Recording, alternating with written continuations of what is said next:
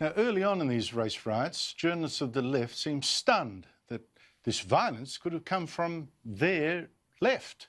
They grabbed any excuse to suggest maybe right-wingers in the crowd were starting all this trouble.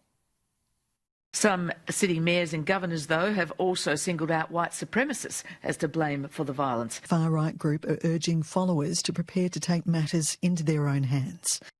It was nonsense, of course. In fact, the activists I've seen arrested so far have been of the left. Big surprise. This woman with the Molotov cocktail, driven by a friend looking for things to blow up in New York, turned out to be a pro-Palestinian human rights lawyer, Uruj Rahman. But yes, there are white activists certainly destroying stuff to the fury of some black protesters. Listen, don't spray stuff out here when they're going to blame black people for this, and black people didn't do it.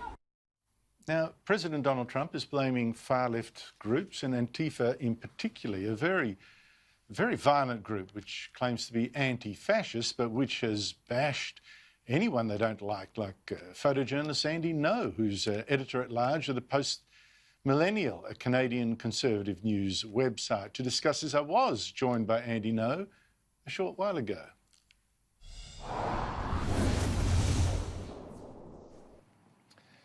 Andy Ngo, thank you so much indeed for your time. Listen, can I ask you, first of all, the idea that was initially floated by the governor in Minnesota and also by news outlets here of the left that right-wing provocateurs, white extremists were behind some of the violence. Have you seen any evidence of that? I've seen no evidence beyond what DHS said was being communicated in a small private Telegram channel.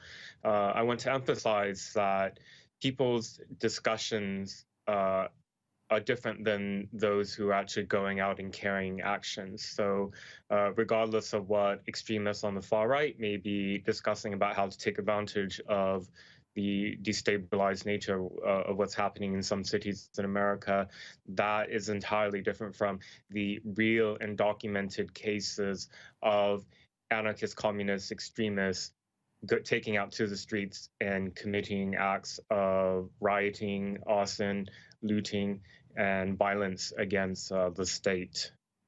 Now, for security reasons, given the attacks on you, I'm not going to say where you are or what you've been up to. But from what you've seen and from what you've monitored, Antifa, how active have they been in some of the violence? Obviously, a lot of it's simply anarchy. But in terms of the organised elements of it, where are Antifa?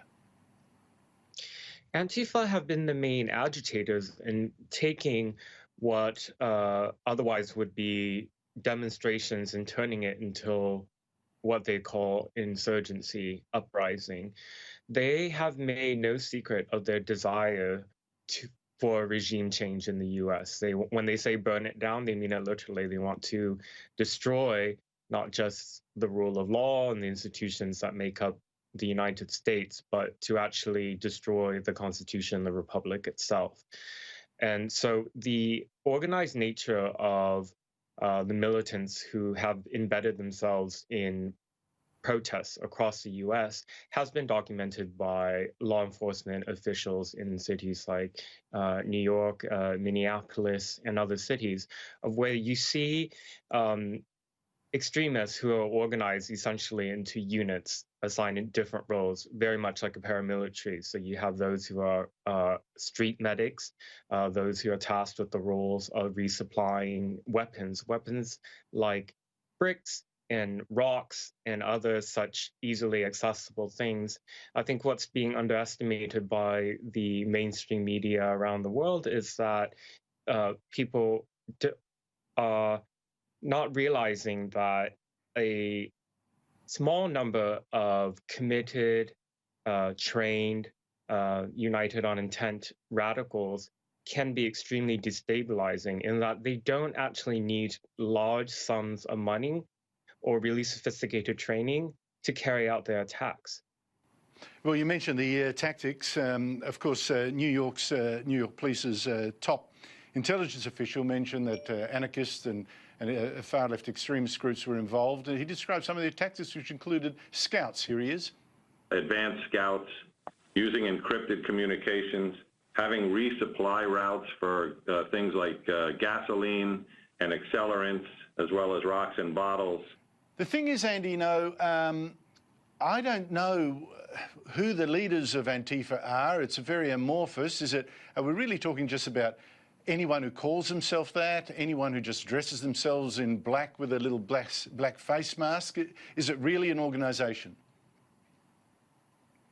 They're decentralized, but they do function as a sort of pseudo-organization in that there are Antifa networks across the United States made up of many cells in groups who share a similar or the same ideology, and they are trained, radicalized, and have intent to carry out their actions. So I think because Antifa, the insurgency that they're carrying is unprecedented in the scale that we're seeing in the US, a lot of the media punditry and journalists are really struggling with how to describe this movement. They think that just because there's no central figurehead, that it's not an organization. And I think that's based on outdated frameworks provided from understanding of jihadist groups like Al-Qaeda or others, or IS.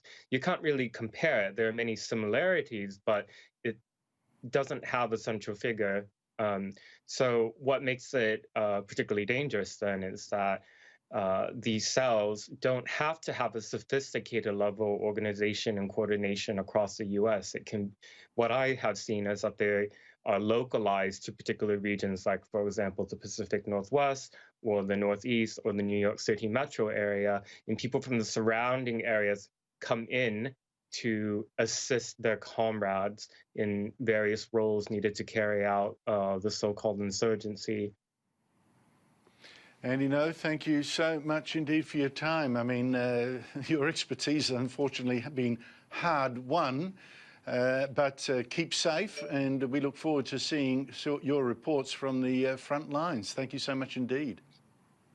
Thank you so much for bringing this story to Australia. Your country is not immune to what's happening in the US. No, you don't need to tell me that, I'm afraid, Andy. But anyway, good luck to you. Thank you.